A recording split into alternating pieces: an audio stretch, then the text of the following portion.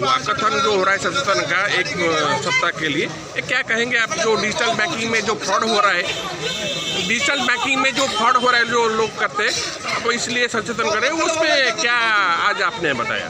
देखिए, digital banking का जो फ्रॉड है, इसमें लोगों को जागरूक करने का ज़रूरत है। जैसे हम लोग मान लीजिए कि कहीं जाते हैं तो घर में ताला लगा के जाते हैं ना, खिड़की दरवाज़ा बंद करके ताला लगा के जाते हैं, तो उसी तरह से डिजिटल बैंकिंग का भी डिजिटल ताला है। वो ताला को हमको खोलना नहीं है। और जैसे घर का चाबी आप अपने घर के जो सदस्य होते हैं, कोई आपके मित्र रिश्तेदार होते हैं, उनको ही चाबी सौंपते हैं, किसी अनजान आदमी के हाथ में चाबी नहीं देते हैं। उसी प्रकार मोबाइल बैंकिंग में, डिजिटल बैंकिंग में OTP आपका चाबी है, और भी जो क्रेडेंशियल है, इंफॉर्मेशन है, सीक्रेट इन्फॉर्मेशन है, वही आपका चाबी है। वो चाबी अगर आपने गलती से किसी को दे दिए तो ये तो वही बात हो गया कि घर का चाबी आपने किसी को दे दिया है। यही जागरूकता फैलाने का ज़रूरत है। और आज विजिलेंस अवेयरनेस वीक हम लोग मना रहे हैं, खाली डिजिटल बैंकिंग को जागरूक करने के लिए नहीं, बल्कि समाज में हर प्रकार का जो भ्रष्टाचार व्याप्त है उसको भी ख़त्म करना है। क्योंकि कोई भी राष्ट्र, कोई भी नेशन तभी प्रोग्रेस कर सकता है, उन्नति तभी आ सकती है किसी भी देश में, जब वहाँ के लोग बहुत ईमानदार हों और लोगों का काम करने का जो शैली हो उसमें ईमानदारी हो, एक दूसरे को हेल्प करने का प्रवृत्ति हो, तब जाकर के आपका राष्ट्र उन्नत होगा।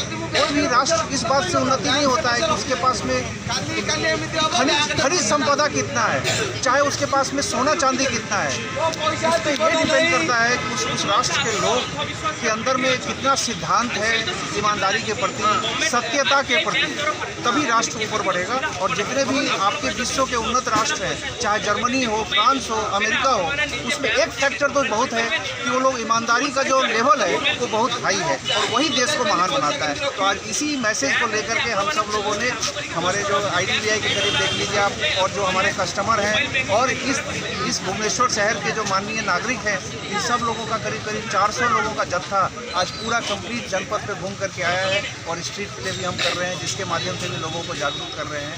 तो यही हमारा IDBI बैंक का प्रण है। धन्यवाद सर। और एक बात करें, जो पढ़ा लिखा होता है तो वो ठीक समझ पाएगा, जो पढ़ा लिखा है जो नहीं है उनको आप कैसे बताएंगे? मैं उल्टा बोलता हूँ, जो पढ़ा लिखे लोग हैं वो लोग भी इसका शिकार बनते हैं। आज मैं कल देख रहा था एक आज तक जो न्यूज़ चैनल है, आप ही का जो जर्नलिस्ट चैनल है, उसमें एक महिला काम करते हैं, उनको भी साइबर फ्रॉड किया गया उनके साथ, और वो आकर के बता रहे थे टीवी पे कि कैसे उनके साथ में फ्रॉड हुआ है। तो ये जो फ्रॉडुलेंट वाले लोग हैं, ये आपके दिमाग पे कब्जा करते हैं, और दिमाग पे कब्जा करके आपको इस प्रकार से मोटिवेट कर देते हैं कोई चीज़ शेयर करने का या कोई ट्रांजैक्शन करने का जो आपको नहीं करना है। तो जो शिक्षित लोग हैं उनको भी जागरूक होना है, और जो शिक्षित नहीं है वो भी, ऐसा कहना गलत है कि वो समझदार नहीं, उनको भी पूरी समझदारी है, खाली बताने की ज़रूरत है उनको। एक बार अगर वो जान जाएंगे कि नहीं, हमको कोई भी अननोन लिंक पे क्लिक नहीं करना है, कोई भी अननोन टेलीफोन नंबर पे कोई बताए कि आप 1 दवाइए 2 दवाइए, आपको नहीं दबाना है।